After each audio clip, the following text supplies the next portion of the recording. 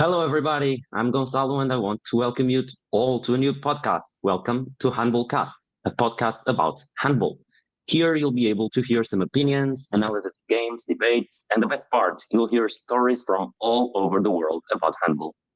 Nowadays, everyone knows that Europe is known as the home of handball. However, there are still some countries in Europe that unfortunately don't look to this sport as they should look or as they look to others. And that's why I'm here to try to get more people to know what is handball and why is it so good. So if you can share this with your friends, your teammates, and let's make all the world know what handball is. Firstly, to begin this podcast, I have the pleasure to kick this off with, to kick off this new project with someone who in the last couple of times has been fighting for this cause. Tabatha Ward is a 19-year-old girl who's been part of the GB national team for 4 years through under 17, under 19, and now the senior team. She won the GB National Cup last year representing, and now I might pronounce this wrong, Loughborough Handball Club. She's one of the most promising players in the UK. So it is a pleasure to me to have her as my first guest in this podcast. Tabby, welcome to HandballCast and thank you for accepting the invitation. Thank you very much for having me. I'm very excited. How are you? Yes, I love talking about handball with anyone and everyone who will listen to me. Yeah, I agree with you. I do too, but however, I'm a bit nervous. It's the first time I'm doing this in English. It's all good. Figure it out as So we go. yeah, That's what we're yeah. doing So every day. I'm figuring it all out as I go. so for the people who are listening to us, if I say too many words badly, if I mispronounce any name, I'm sorry. I'm Portuguese. I'm not English. I'm trying. So that's what matters. Yeah. So firstly, Tabby, what made you start playing handball? What was your initial connection to this sport? Yeah, so I started playing in school. The local team coach came and ran lunchtime sessions. I have played sports all my life. I've done most sports you could probably think of. And I was a netball player at the time. Um, wasn't really loving netball, wasn't my vibe, and yeah, got really into handball, started playing for that club outside of school, fell in love with it even more, got involved with the performance pathways in the UK, and now we're here 8 years later. So you started playing with, I don't know, 11. uh yes, I was 11, 12ish. Okay, so how is the competition in that age groups in the Great Britain? Yeah, so started playing so that we had a national competition, schools competition, um, that my school did pretty well in. I don't think we ever medaled or anything, but we did pretty well. And then there was under 14s, which at the time was pretty small. It's much better now. There's and then under 16s is kind of where it really kicks off. So we're trying nowadays to try and get more opportunities for those younger grassroots teams, but at the time it wasn't great. Yeah, okay. But I'm asking this because here in Portugal, we only start having national championships from under 16. Was it the same in England? Um, I think because it's so small, it has to be a national wide competition. Otherwise, you like national wide it still means like six teams because that's just everybody who plays handball in England. Yeah. So I don't think it quite like it's not the same if that makes sense. Okay. So how did you react the first time you were called up to the GB team? Were you expecting that, or it was a complete surprise? It was a complete surprise. Um I was in the younger I wasn't like the first year. I was younger than the other people in Yeah, it, yeah, so yeah. I was kind of expecting the next year to hopefully get a call up. I actually remember my mum got the email and we were all in my kitchen at home. And I think I jumped around and screamed. I was very excited. Because yeah, it was something I really wanted. Yeah, I don't know. I've never been to a national or even regional team. I'm not a good player as you, but I always dream like or imagine the reaction of people like screaming, "Oh, I was selected." Was it really like you? You just started Yeah, screaming and oh yeah, yeah. I was very excited. So now talking about this initiative of yours, it has received a lot of support from people, but there are many other people who might not know exactly what is it about. Can you explain it for them? Yeah, so as kind of insinuated, handball in the UK is very small. We're very underfunded.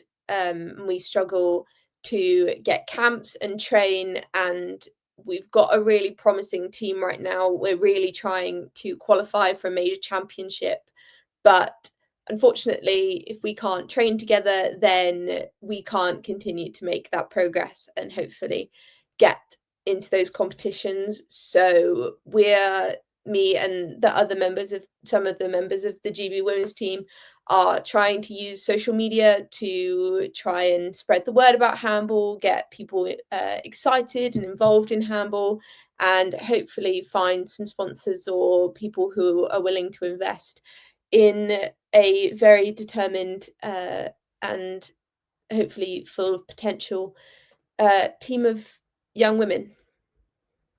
Yeah. So with this initiative, you have been receiving lots of support. I saw lots of people reposting your videos here in Portugal. But do you think it is having a major impact nowadays in England? With the social media stuff. Yeah, yeah. Um, I hope that this is just the start. I mean, I've been completely blown away by the support that we've had so far. Like between all of the like TikTok and Instagram of the people who have really started pushing out content. I think we've gained over 2,000 followers and people who are really interested in supporting our journey. We've I think still got some ways to go to try and find what we need to train and that kind of side of things, but it's a very, very promising start. Okay. So in England, you do have like the national championship and the cup, but are the teams spread out from all the country, or is it or is it concentrated there in London or close to that?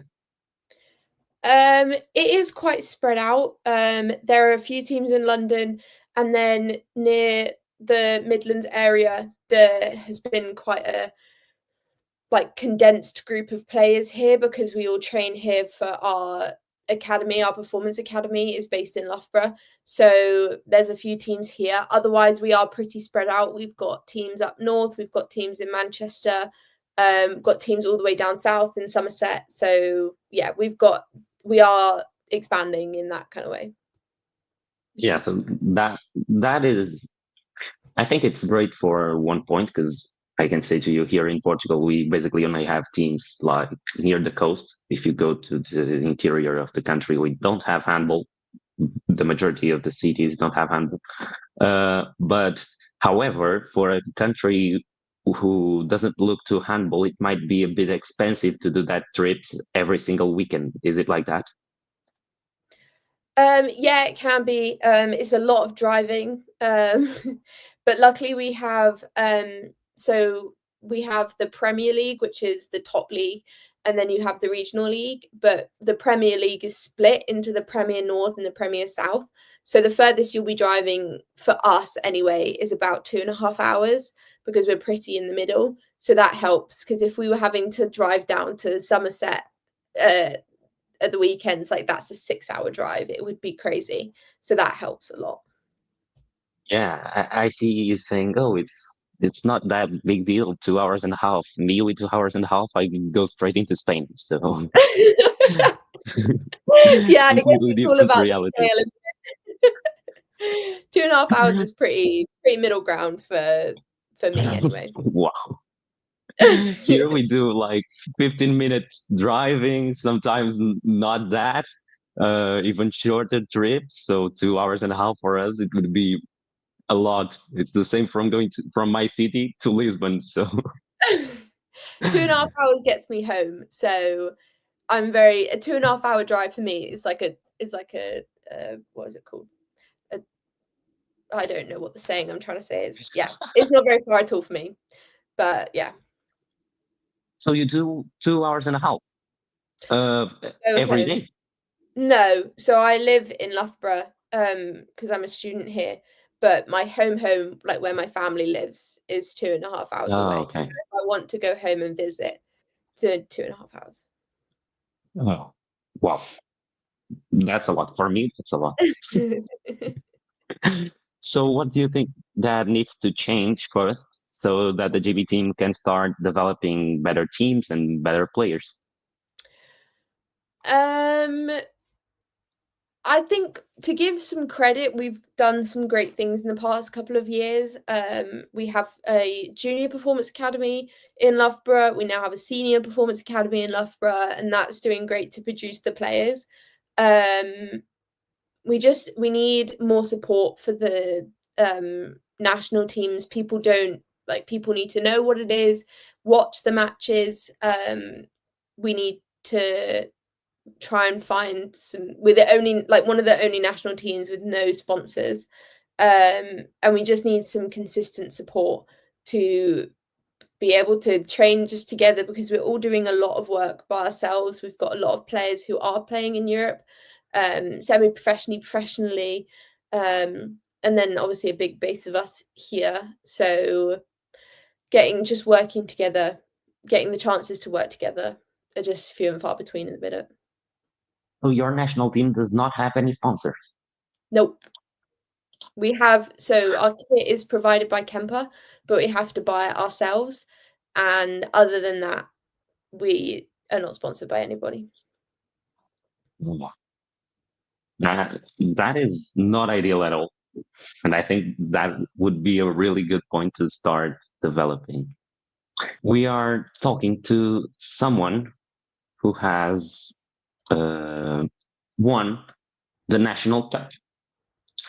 And watching this result here against the team from Liverpool, I can pretty much say that you are on a completely different level than any other team. Is it true? I don't know if other teams would like if I said that. We were undefeated last season, which was pretty cool accomplishment. But it's a new season, coaches have moved around, so I'm excited and interested to see what people do this season. But last season we had a good one.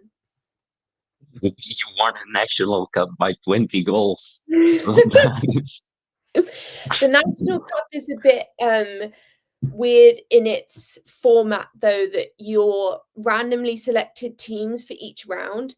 So you can pick you could get picked the hardest team in the league to play every single time, or you could pick all of the teams, because the regional league and the Premier League teams are all in the National Cup. So you could get a really easy run to the final and then play a team that's just had the hardest run, which is kind of what happened last year.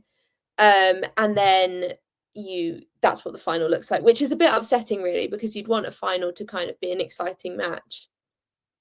Yeah, but is this like I don't know if you can say it like this, but does this result have anything with the fact that Loughborough now is the center of British handball?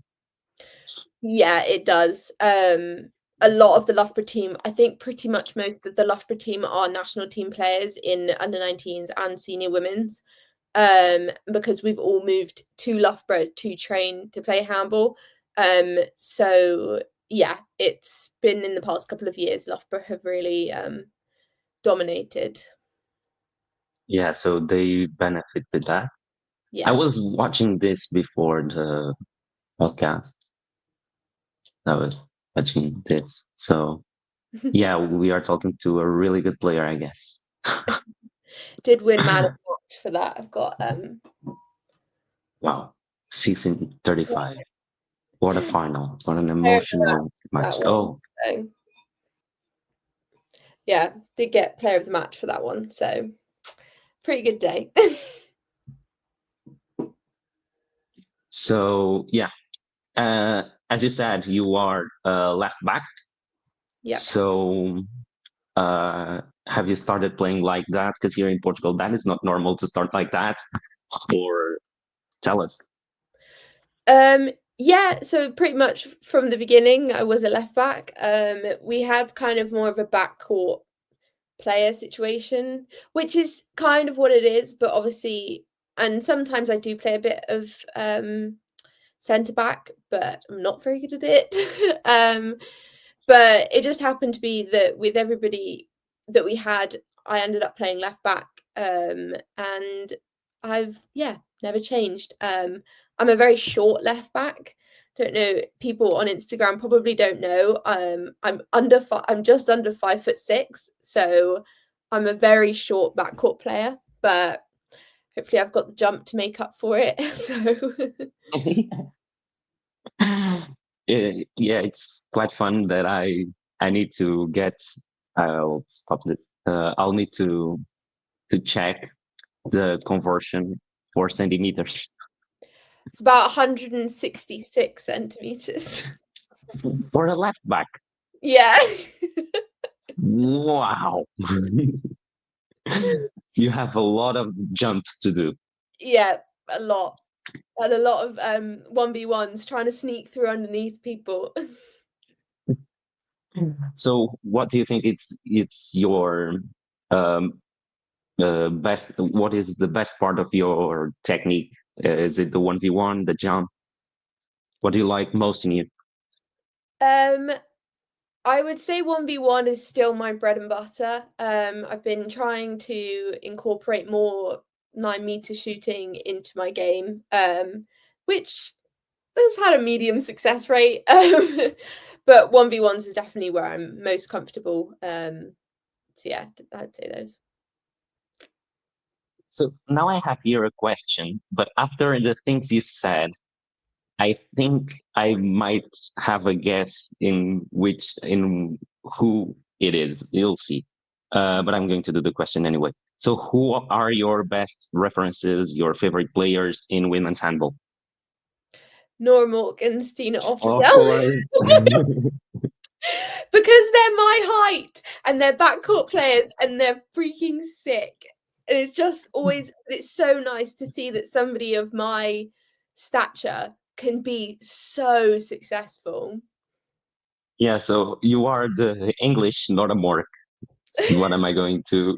That's the best Am I compliment going? I think I've ever received. Oh wow! But talking about women's handball now that we have put this to an European level, is are the games like from your championship and from the national team broadcasted in England? So our national team games when we go away are broadcasted normally on EHF TV because they're kind of the bigger competitions. Our Super Cup do get live streamed by Scotland Handball are really good.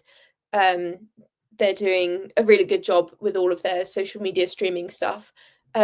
Otherwise, we Loughborough Handball try and stream as many of the games as we can on our YouTube, but we've not been very successful in the past. Hopefully this season will be better, but it's not really like a centralized thing. Yeah, it's just on YouTube and stuff. Yeah, so the British TV channels don't care about this. No, the Super Cup, not this past year, but the year before, did get streamed on the BBC, which was a massive deal. But nothing like that has happened since. Yeah, so they saw handball. No, no one wants to see that. No. Unfortunately, I think people would want unfortunately. to see it though. We just need to give it a chance. That's exactly what I say. Nowadays, I deal with people from lots of countries in the world, Canada, um, from Ecuador, from that kind of countries, even England, and they ask me, "Oh, which sport do you play?" And I say, "Handball." What is that? Yeah. Is it the one that you play over a net? No, that's volleyball. That And is then quite a I common show them, mix-up. say. I just said that is quite a common mix-up. People are like, "Is it like volleyball?" And I'm like, "No." The technique is almost similar. Like you have to to do 3 steps. To the technique is almost similar, but no, Yeah. it is not the same thing. Yeah, no. Then I say, oh, it's the sport that you play with glue. Glue? Oh, what? You play sports with glue? People always know about the tag though. You say, "Oh yeah, we play with the resin stuff," and they're like, "Oh, I've seen that," and I'm like, "Great." Yeah, you saw a few guys on TikTok spreading resin on the ball. No, Yeah, it's not. always that same guy.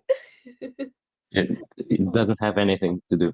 So for the GB national team, which is the next step? So we have qualifiers again for, I think it might be for the World Championships next Yeah, September, 2027. November. Um, so that's currently what's next in the diary. So hopefully we can train together before then. Yeah, that's a great point. I would like to talk. You don't train together. No. So we'll have kind of maybe 3 or 4 camps on average where it might be a weekend or it might be a week, somewhere a team will host us and we'll train together then. But with the funding issue we're having, it's not looking like maybe we'll train together once or twice before that those qualifiers happen. So even with so few training sessions together, you managed to do interesting results. I was seeing some results you had recently. You had a few good ones. I'll check it right now, but you played recently for the European qualifiers for the Euro 2026 that is going to be played next year. And you played in the first qualifying round. You lost to Estonia and to Bosnia Yeah. by 10 goals each match, but scoring 25 goals, it's not bad, I guess. Yeah, we were really well, we really thought that we might squeeze a win out of those matches. We were really happy with what we did. We really held on for a long time. Just frustrating that we couldn't pull it off, but we are making progress. There's a lot of work that's being done kind of separately. So that hopefully when we all do get together, we can kind of make the most of it and just like put the puzzle pieces together almost. Yeah, but I think the best way to start that it would be to train to have more training sessions together to be able to do it because I don't know how can a team play with so few training sessions. It's kind of impossible. Yeah, I don't know either. But there's nothing, well, we're trying to do something, but that's all we can do at the moment is kind of hope that someone's going to step in and help us. Yeah, because if I I was thinking about this for a team that don't play together. It would be better to send as a GB team the national champion just as a team to play because it's pretty difficult to have a national team that doesn't train. Yeah. I So think that's kind of our biggest barrier at the minute in getting that qualification, is that we just don't have those opportunities. And it's not through lack of trying. We've had lots of interest from people who want us to come out and train and play against their club teams, but we keep having to say no. So is it professional in England? Can you do handball in a professional way? no, there's No no one does it. there's no player that I know of that gets paid to play handball in the UK. Even in the first division. Yeah. Okay. Here, I can say to you that here in Portugal, the things are not going the best as well. Not as bad as yours. Thankful. Yeah. This was a bit mean to say. Sorry. Yeah. Yeah. But we only have 1-2 teams that in which the players are really professional players, and that reflects on the season. Like we have a really good team that is Benfica, and every other team are in a completely different level. They are not as good as Benfica, so our championship is a bit boring, and that reflects to the national team because some players are from Benfica and then they get to play outside, and it's completely different. Yeah. Yeah, a lot of players. We've got a few players who are British who are playing abroad, and that's what a lot of us here are hoping to do once we all finish our degrees. So that's kind of our only option if we want to keep playing handball, is to try and get a contract in another country. So, is it one of your objectives to go play abroad? Yeah, I would like to. That's plan A. I've got I'm in my second year at university, so I've got another year after this year, and then fingers crossed, hopefully I can find somewhere to go play. Do you have like a dream destination? Don't say Norway. No, I don't. Anyone who will have me, I will go. I just want to play handball, and I couldn't care less where that happens. Yeah, so if you are a team coach and you are hearing this, there's a girl in England that wants a club in Europe. Okay, she's a pretty good player. I've got a highlight reel. Just email me. I'll send it to you. She has lots of videos on social media. She explains to child what is handball. That is a really good initiative. The handball, how do you call it? 101. Yeah. That's a really good initiative. How did you come up with the idea? Yeah, so on my first TikTok I posted, was getting lots of traction and getting loads of comments being like, "Oh, I want to support, but I have no idea what the rules are." And I was like, "Oh, I should explain the rules." And then I said, "Okay, I'm gonna do that." And I went upstairs, I grabbed a piece of paper and I grabbed a Sharpie, and I was like, "I'm gonna teach you how to play handball." And then kind of snowballed from there. Hoping to keep that going. Because if people understand, because I'm the same in that I don't really want to watch a sport that I don't understand, because I think it can be kind of boring, because it's like, wow, these people are running around in circles on a sports hall.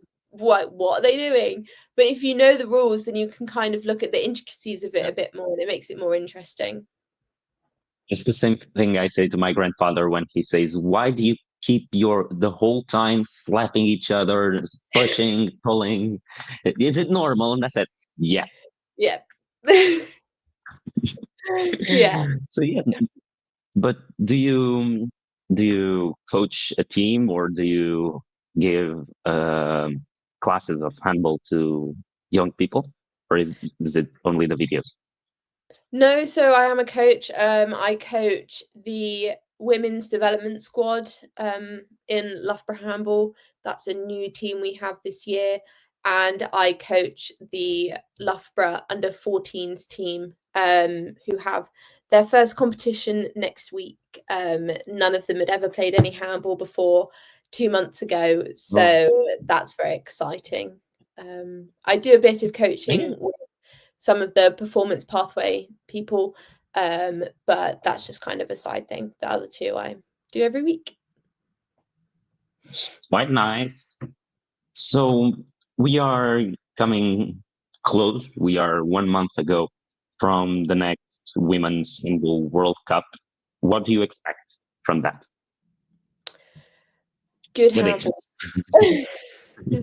I just want to watch good handball. I'm not very good. I'm a bit all over the place. I'm not very good at kind of keeping up with players, stats, teams. I just like to sit down and kind of just watch it. So I'm very excited to have lots of new handball to watch, and just get inspired by some of the best there is. Yeah, to watch more small left backs playing like Nora Moritz. Justice for short handball players.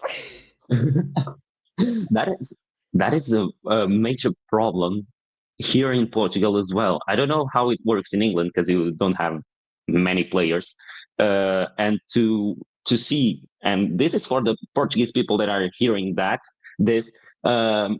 In Portugal, if you are under 170, 175, you're out. Really? It's impossible to go on the national team. And they say that to you. Wow. Yeah, there are two girls in the national team who are shorter than me. 3 girls in the national team who are shorter than me. So shorter than you. Yeah. On average, I think we're quite a short team. We've got a few taller girls, but there's a good crew of us shorties in there. Wow. Because nowadays, it's like a kind of a philosophy they have here in the national teams that I don't agree at all. That is like, if you are tall, I can teach you how to play handball. But if you know how to play handball, I can teach you to be tall. Yeah, that's the thing in netball over here. I think the handball's too small for us to be that picky. So that's not as much of a thing. Yeah, so you are definitely lucky because you have some girls in Portugal that don't deal good with that, because then our younger generations of national teams are horrendous. Yeah. Like your GB teams of under 17 and under 19 might beat ours, which is not as it should be. I'm not sure that's true, but come on, we lost by 30 goals to Spain. 30. Yeah, we'd probably lose by 50, but we turn up. What? Yeah. Say. So we play in the under 17s and under 19s Euros, but there's like the main Euros, and then there's like the Euros for the All countries. Up and coming teams. And we play in that one. And we lose in that one. So we'd have no chance in that one, in the main one.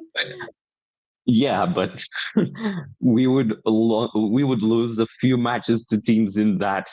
I'm not like criticizing the players. I'm just saying that the methods are wrong, and it is kind of interesting to see that in a country that don't have lots of players, you can't choose. You have that kind of players, but when you have lots of options, you still make the wrong choices. Yeah. So that's why. Say. I think that's maybe what makes our team good in a different way, in that we're all here despite the fact that this sport has nobody knows what it is. It has no money. There's like no prospect in this country. So everyone's like, okay, we're in this now, and they work really hard. I think that's what is giving us the edge to keep improving, because it's not expected. It's really like a kind of sidestep away from the rugby, the cricket, the netball, and I think that's kind of what makes us special. Yeah. So, like as you say, you might be more uh, have more team spirit than here in Portugal. People, especially the girls, are really competitive when we talk about national teams. Like they really do get upset when they are not called and other people are called. Do you feel the same there? Um, there's definitely always like you want to be the starting player, you want to be the best player. I think that that's really Yeah. healthy and good because that pushes you all. We're an incredibly close team.